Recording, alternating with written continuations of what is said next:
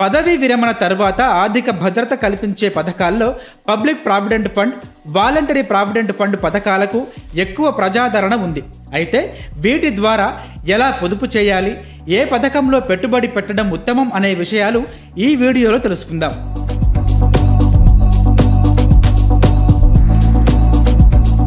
ఉద్యోగం చేసే ప్రతి ఒక్కరికి జీతం నుంచి 12% ఈపీఎఫ్ ఖాతాలో జమ అవుతుంది. అయితే ఇంతకు మించి డబ్బు పొదుపు చేయాలనుకునే వారికి వీపీఎఫ్ ఎంతో ఉపయోగపడుతుంది. ఈ వాలంటరీ ప్రావిడెంట్ ఫండ్ పథకంలో పొదుపు చేయాలనుకునే వారు పనిచేసే సంస్థలో హెచ్ఆర్ను సంప్రదించాలి. మనం ఎంత పొదుపు చేయాలనుకుంటున్నామో చెప్పాలి. దీనికి సంబంధించిన ఓ ఫారం నింపి వారికి ఇచ్చేస్తే మిగతా విషయాలు వారు చూసుకుంటారు.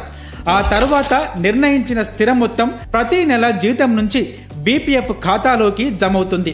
ఈ వివరాలను మనం ఎప్పటికప్పుడు ఈపీఎఫ్ఓ వెబ్సైట్లో తనిఖీ చేసుకోవాలి.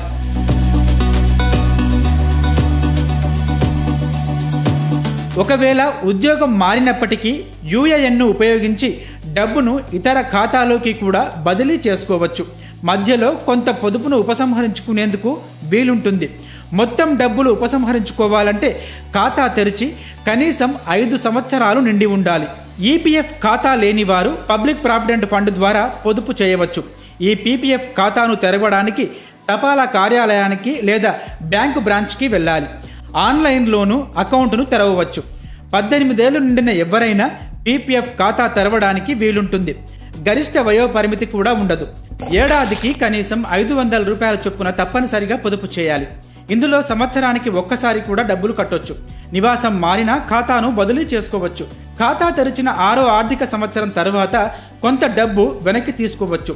ఈ డిపాజిట్ల ఆధారంగా బ్యాంకు లోన్ కూడా వస్తుంది. అయితే పీపీఎఫ్లో 15 సంవత్సరాలకు మించకుండా పొదుపు చేయాలి. అయితే ఈ 2 విధానాల్లోనూ ఆదాయపు పన్ను చట్టం సెక్షన్ 80C కింద వడ్డీపై పన్ను మినహాయింపు పొందవచ్చు.